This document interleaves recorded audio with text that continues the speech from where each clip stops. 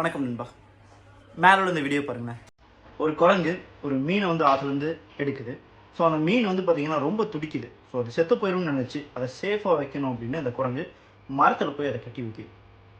அது மட்டும் இல்லாமல் அந்த மீனுக்கு பசிக்கும்னு நினச்சி தனக்கு விருப்பமான அந்த வாழைப்பழத்தையும் அந்த மீனுக்கு ஊட்டி விடுது. ஸோ கொஞ்ச நேரத்தில் அந்த மீன் இறந்து போயிடுது. ஸோ இதில் வந்து பார்த்திங்கன்னா அந்த குரங்கு மேலே தப்பு சொல்ல முடியாது. ஏன்னா அது அதோடு முடிஞ்ச அளவுக்கு அதோடைய லவ் அண்ட் கேரை வந்து பார்த்திங்கன்னா அந்த மீனுக்கு கொடுத்துச்சு. பட் அந்த மீனுக்கு என்ன தேவை அப்படிங்கிறத அது டோட்டலாக மறந்துடுச்சு. ஸோ இதே மாதிரி தான் நம்மளோட லைஃப்லேயும் நிறைய விஷயங்கள். ஸோ பேரண்ட்ஸாக இருக்கலாம், இல்லை வந்து பார்த்திங்கன்னா wife and husband and brothers sisters எல்லாருமே சரி, நமக்கு பிடிச்சதை வந்து பார்த்திங்கன்னா நம்ம கேரிங் லவ் அப்படின்னு சொல்லிட்டு நமக்கு ஆப்போசிட்டில் இருக்கிறவங்களுக்கு கொடுக்குறோம். பட் அவங்களுக்கு அது தேவையா இல்லையா அப்படிங்கிறத பற்றி நம்ம யோசிக்கிறதே கிடையாது.